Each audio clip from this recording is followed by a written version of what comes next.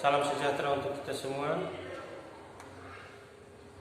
Yang terhormat dosen dan guru penguji uji kinerja PPG dalam jabatan tahun 2022.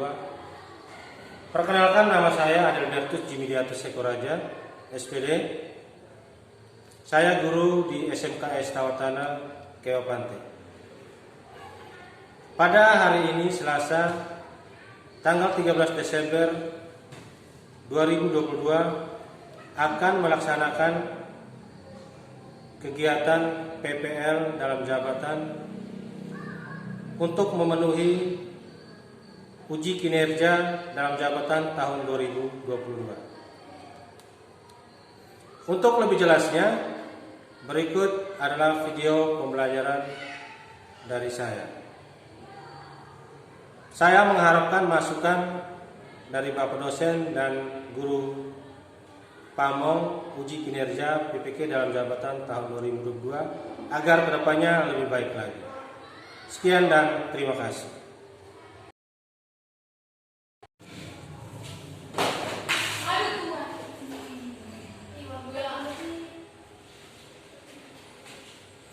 Selamat pagi anak-anak. Bagaimana kabarnya hari ini? Baik. Baik ya? Iya. Oke. Sebelum kita mulai dengan kegiatan belajar mengajar pada pagi ini, alangkah baiknya kita mengawali kegiatan ini dengan berdoa. Oke. Bagi pembawa doa, Pak mempersilakan.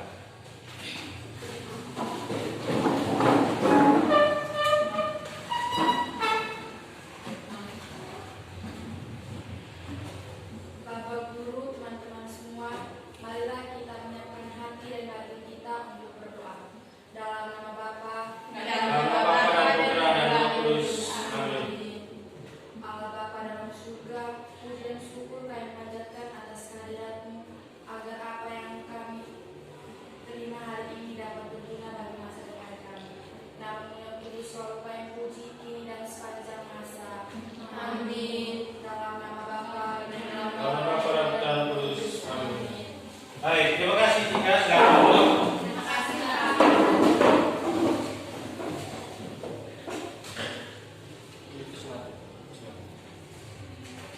Baik, sebelum kita mulai kegiatan belajar, Pak absen dulu ya. Ya. Dulu. Alicia Nasao? Ada Pak. Martina Dona? Ada Pak. Vero? Ada Pak. Berin? Nixi? Ada Pak. Cika? Ada Pak. Sherlyn? Ada Pak. Angel? Kalian? Elsa? Ebi? Ada Pak. Ada semua ya? Ya. Baik. Ada semua baik ya? Untuk menyemangati kita pada pembelajaran pada pagi ini, kita menyanyikan dulu sebuah lagu wajib ya? Ya Pak. Lagu wajib nasional yang dengan berjudul judul apa? Garuda Pancasila. Oke, Garuda Pancasila. Baik, kalau begitu mari kita pakai berdiri. Ya. Silakan. Garuda Pancasila. Garuda Pancasila. Akulah pendukungmu. Patriot proklamasi. Sedia berkorban untukmu. Pancasila dasar negara. Rakyat adil makmur senusa. Pribadi berlaku. Ayo maju, maju, ayo maju, maju, ayo maju, maju. Oke, silakan dulu kembali.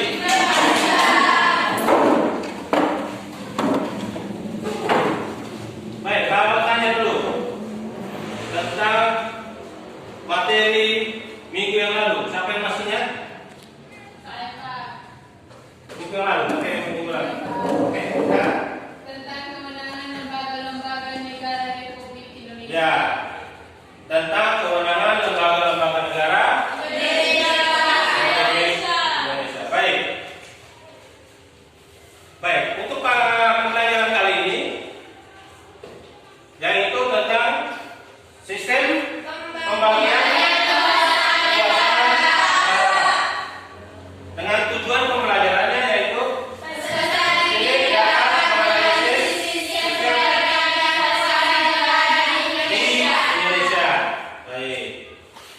Lanjut.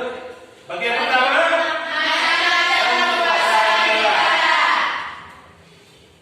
Kekuasaan itu apa sih? Nanti kita pelajari ya.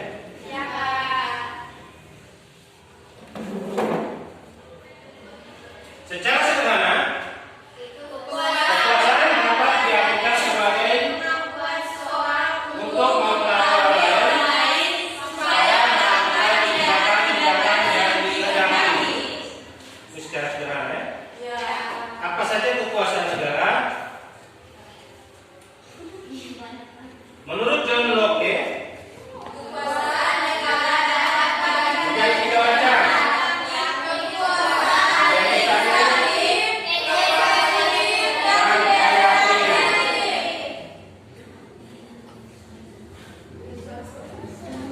Menurut John Locke, kekuasaan eksekutif yaitu kekuasaan untuk melaksanakan undang-undang untuk melalui setiap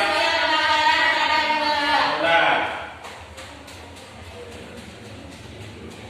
Montesquieu, ini orang ya, yaitu kekuasaan legislatif, yaitu kekuasaan untuk membuat atau membentuk undang-undang. Kemudian disempurnakan lagi kekuasaan eksekutif, yaitu kekuasaan untuk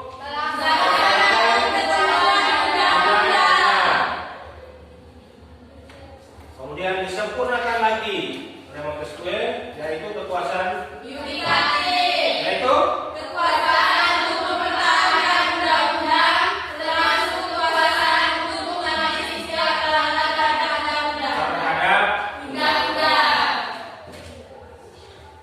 oleh Montesquieu dimasukkan ke dalam kekuasaan eksekutif. Fungsi mengadili dijadikan kekuasaan yang berdiri sendiri. Ketiga kekuasaan tersebut dilaksanakan oleh lembaga-lembaga yang berbeda yang sifatnya terpisah. Teori ini kemudian disebut triastika.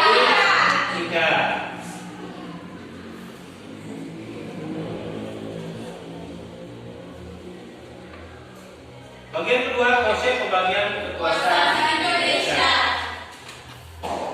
Bagaimana konsep trias politika di Indonesia?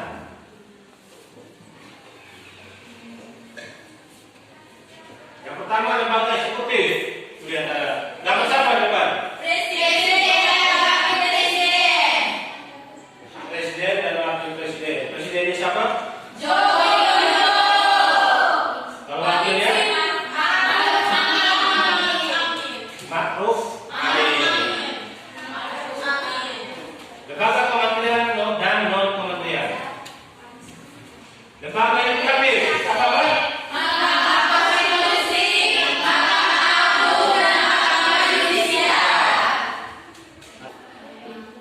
Apa sebenarnya konsep pemisahan dan pembagian kekuasaan itu? Baik. Menurut Kusnadi dan Ibrahim, istilah pemisahan kekuasaan dan pembagian kekuasaan merupakan dua istilah yang memiliki pengertian berbeda. Menurut Kusnadi lagi, pemisahan berarti kekuasaan negara itu berpisah-pisah dalam beberapa bagian, baik mengenai organ maupun fungsinya. Menurut Kusnadi dan Ibrahim, artinya lembaga eksekutif, legislatif, dan yudikatif merupakan lembaga yang terpisah berdiri sendiri tanpa memerlukan koordinasi atau kerja sama. Artinya di antara bagian-bagian ini dimungkinkan adanya koordinasi dan kerjasama, adanya sebuah sistem saling menguntungkan melengkapi sebuah pemerintahan negara. Bagaimana dengan sistem kekuasaan di Indonesia? Mekanisme pembagian kekuasaan di Indonesia diatur sepenuhnya dalam Undang-Undang Negara Republik Indonesia tahun 1945. Penerapan pembagian kekuasaan di Indonesia terdiri atas dua bagian, yaitu pembagian kekuasaan secara horizontal dan vertikal. Pembagian kekuasaan secara horizontal yaitu berdasarkan Undang-Undang Dasar Negara Republik Indonesia tahun 1945. Secara horizontal, pembagian kekuasaan negara dilakukan pada tingkat pemerintahan dan pemerintah daerah yang masing-masing di dalamnya terdapat 3 jenis kekuasaan inti, yaitu eksekutif, legislatif, dan yudikatif. Sedangkan pembagian kekuasaan secara vertikal dalam pasal 15 ayat 1 Undang-Undang Dasar Negara Republik Indonesia tahun 1945 menyatakan bahwa negara kesatuan Republik Indonesia dibagi atas daerah, yang tiap daerah, provinsi, kabupaten, dan kota mempunyai pemerintahan daerah yang diatur dalam undang-undang. Pembagian kekuasaan vertikal dengan asas tersebut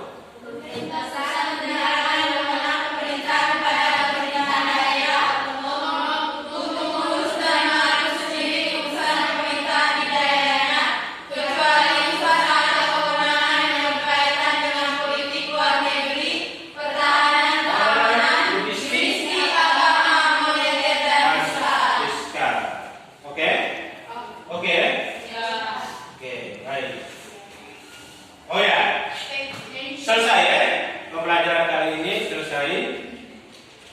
Setelah ini Pak akan menayangkan sebuah video. Video ini nanti setelah kamu nonton video, setelah itu kamu yang mau ingin bertanya silakan. Dari video tersebut kamu nanti akan menemukan satu. Oke? Oke, Pak akan membuka videonya.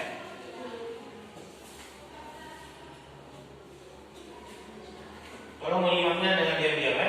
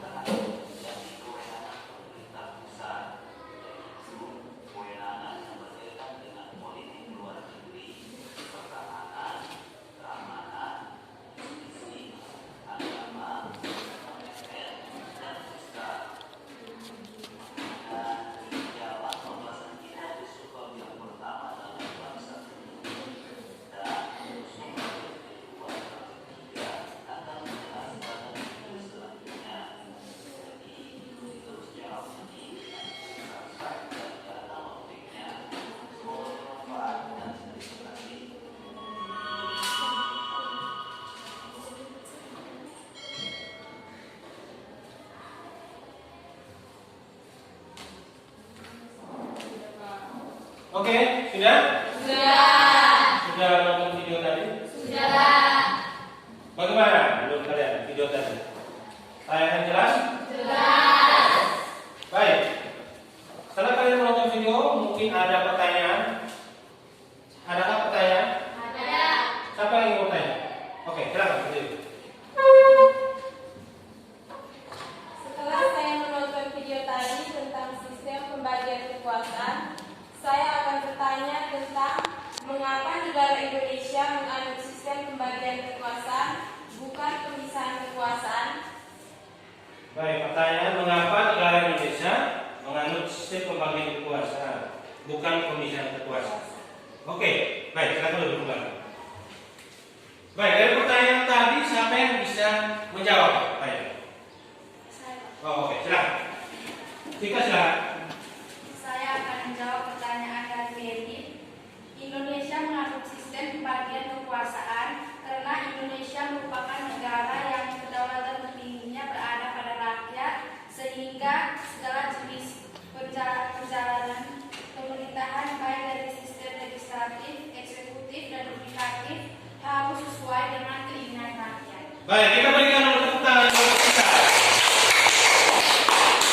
Oke, silakan duduk kembali. Baik ya.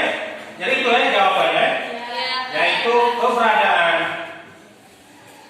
kedaulatan negara Indonesia itu berada di tangan rakyat. Paling tertinggi itu ada di tangan rakyat. Oke, masih ada pertanyaan? Tidak ada lagi. Baik, kalau sudah tidak ada lagi, kalian membentuk kelompok. Kelompoknya sudah ada ya? Membentuk kelompok, 2 kelompok, yaitu dengan mencari kelompok yang pertama, kelompoknya Sheila, mencari tentang macam-macam kekuasaan negara di Indonesia. Cari itu, setelah itu kalian mempresentasikan hasil di depan kelas ya. Siapkan moderator. Untuk kelompok 2, kelompoknya Cika mereka cari tentang konsep pembagian kekuasaan negara di Indonesia. Cari itu, setelah itu kalian mau presentasikan di depan kelas. Oke? Oke. Sudah? Sudah. Oke. Baik, kalau begitu silakan mengerjakan. Kalau ada kesulitan silakan bertanya. Ya. Silakan diskusi sesuai dengan kelompoknya masing-masing. Oke, silakan.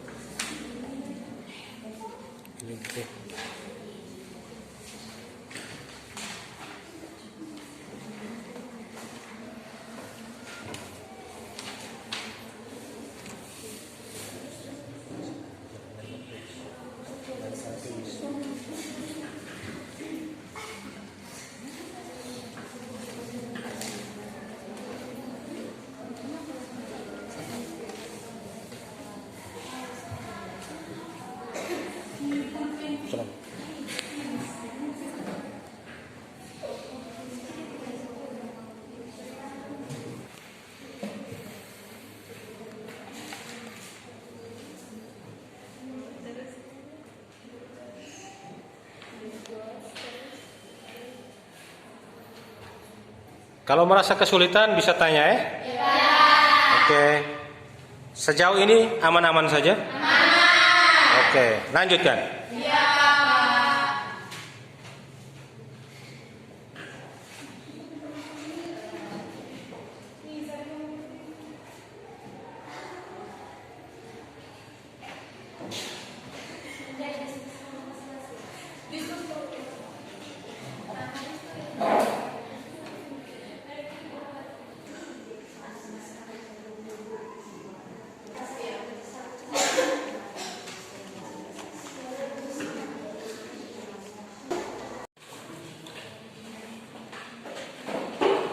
Baik, sudah semua kan?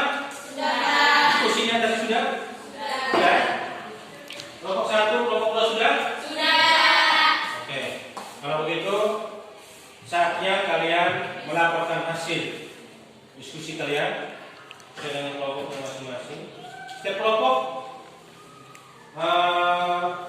mewakili dua orang ya. Siapkan dengan moderator. Oke. Kelompok 1 silakan maju. Moderator dan juga pembawa materi. Silakan.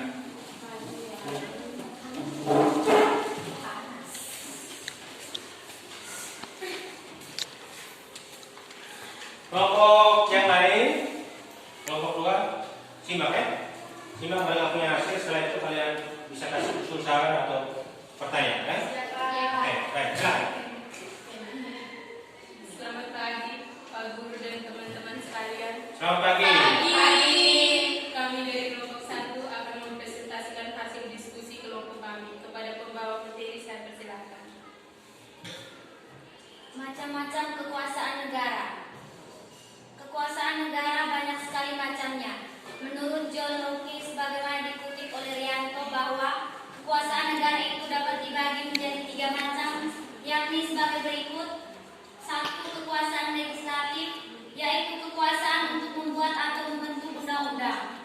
2. Kekuasaan eksekutif, yaitu kekuasaan untuk melaksanakan undang-undang, termasuk kekuasaan untuk mengadili setiap pelanggaran terhadap undang-undang. 3. Kekuasaan federatif, yaitu kekuasaan untuk melaksanakan hubungan luar negeri. Sedangkan menurut Montesquieu, kekuasaan negara dibagi. 1. Kekuasaan legislatif, yaitu kekuasaan untuk membuat atau membentuk undang-undang. 2. Kekuasaan eksekutif, yaitu kekuasaan untuk melaksanakan undang-undang. 3. Kekuasaan yudikatif, yaitu kekuasaan untuk mempertahankan undang-undang, termasuk kekuasaan untuk mengadili setiap pelanggaran terhadap undang-undang. Di negara Indonesia kita cintai ini memakai sistem pembagian kekuasaan negara menurut Montesquieu, yaitu ada 3. Yang pertama legislatif, eksekutif, dan yudikatif. Alasan Indonesia memakai sistem pembagian kekuasaan negara menurut Montesquieu, yaitu Indonesia merupakan kedaulatan tertingginya berada di tangan rakyat. Sekian dan terima kasih dari kami. Mungkin ada pertanyaan yang dari kelompok 2 ingin memberikan kepada kami waktu dan kesempatan saya. Silakan. Oke, kelompok 2 diberikan kesempatan untuk bertanya, silakan. Tadi sudah disebutkan pembagian kekuasaan negara menurut John Locke dan Montesquieu. Pertanyaan dari kelompok kami yaitu, sistem pembagian kekuasaan menurut siapakah yang berlaku di Indonesia dan sertakan dengan fungsi dari pembagian kekuasaan tersebut. Baik, dan kami dari kelompok 1 akan menjawab pertanyaan dari kelompok 2. Di negara Indonesia kita cintai ini memakai sistem pembagian kekuasaan negara menurut Montesquieu, yaitu ada 3. Pertama legislatif, eksekutif, dan yudikatif. Saya akan menjelaskan fungsi dari ketiga lembaga tersebut, yaitu 1. Kekuasaan legislatif, yaitu kekuasaan untuk membuat atau membentuk undang-undang, yaitu DPR. Yang kedua, kekuasaan eksekutif, yaitu kekuasaan untuk melaksanakan undang-undang, yaitu pemerintah. Yang ketiga, kekuasaan yudikatif, kekuasaan untuk mempertahankan undang-undang, termasuk kekuasaan untuk mengadili setiap pelanggaran terhadap undang-undang, yaitu Mahkamah Konstitusi, Mahkamah Agung, dan Komisi Yudisial. Alasan Indonesia memakai sistem pembagian kekuasaan negara menurut Montesquieu setinggi-tingginya berada di tangan rakyat. Sekian dan terima kasih.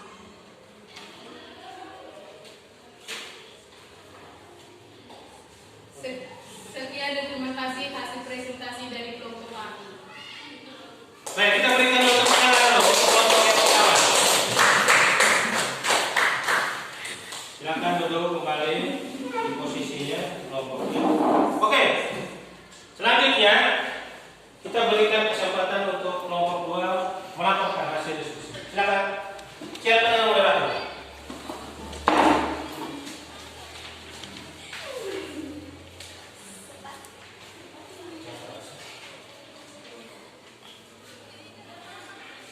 Baik, terima kasih atas kesempatan yang telah diberikan kepada kelompok kami.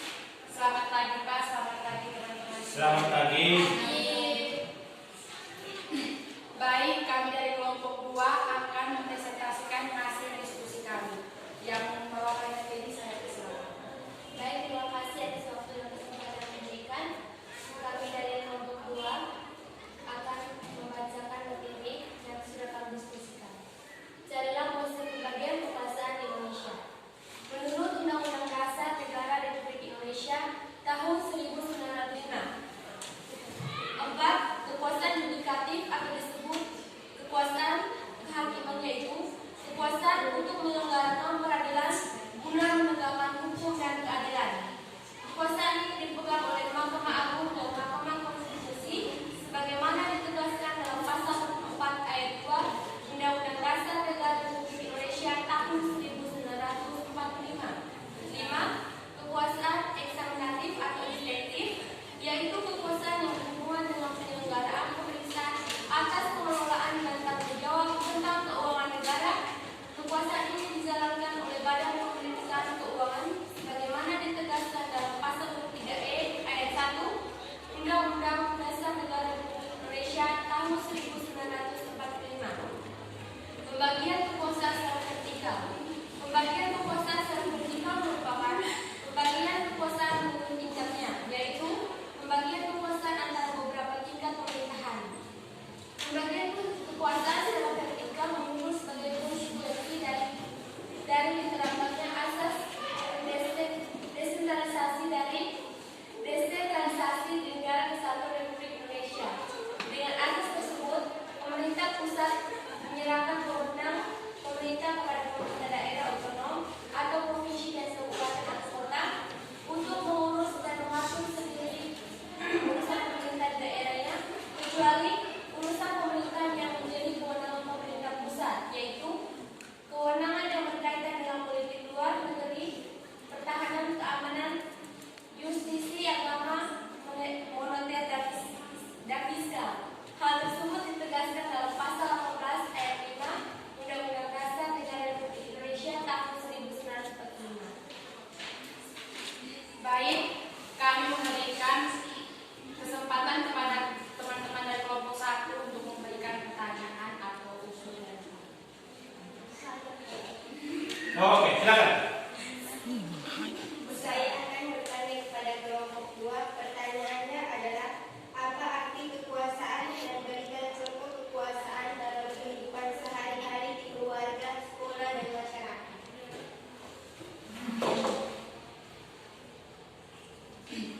Baik, kami dari kelompok 2 akan menjawab pertanyaan dari kelompok 1.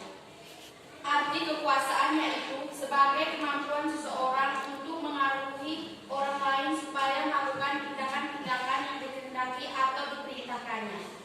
Contoh kekuasaan dalam kehidupan sehari-hari di lingkungan keluarga adalah sebagai berikut.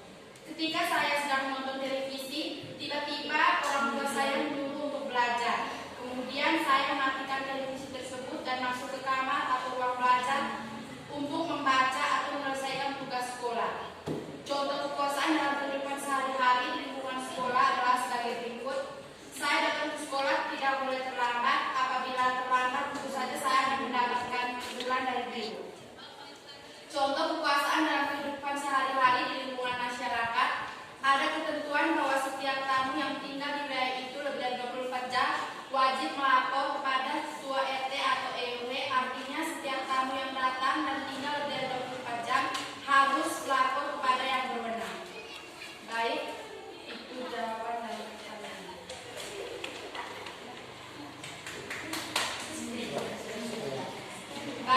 saja hasil diskusi dari kelompok kami. Kami ucapkan terima kasih. Oke,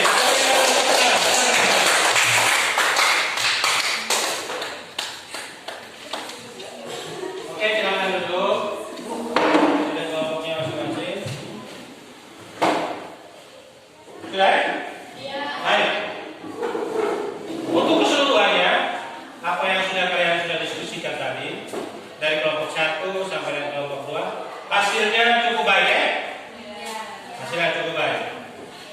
Baik, berikutnya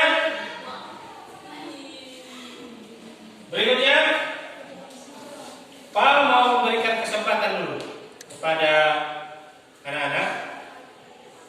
Siapa yang bisa memberikan kesimpulan dari apa yang sudah kita pelajari dari tadi? Siapa? Oke, silakan. Setelah saya menerima pelajaran tentang sistem pembagian kekuasaan negara tadi, maka saya dapat menyimpulkan bahwa Undang-Undang Dasar Negara Republik Indonesia tahun 1945 tidak mengandung sistem pemisahan kekuasaan, tetapi mengandung sistem pembagian kekuasaan. Sistem pembagian kekuasaan di Indonesia terdiri atas 3 lembaga, yaitu legislatif, eksekutif, dan yudikatif. Ketiga lembaga negara di Indonesia tidak terpisah di negara Republik Indonesia. Kekuasaan negara dibagi dalam 3 lembaga, yaitu lembaga legislatif, eksekutif, dan lembaga yudikatif. Sekian dan terima kasih. Baik, kita berikan tepuk tangan dulu. Oke. Kita sudah di penghujung ya.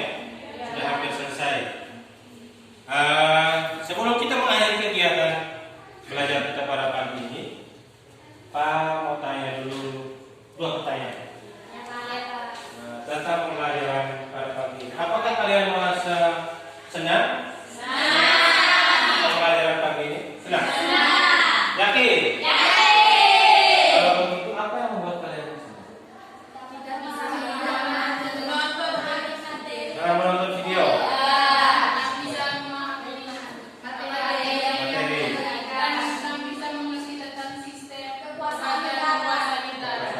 Baik ya, kalau begitu kalian sudah bisa paham?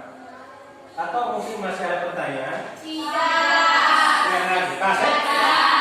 Oke. Baik, kalau begitu sebelum kita mengakhiri kegiatan, tadi kita awali kegiatan dengan doa. Kita akhiri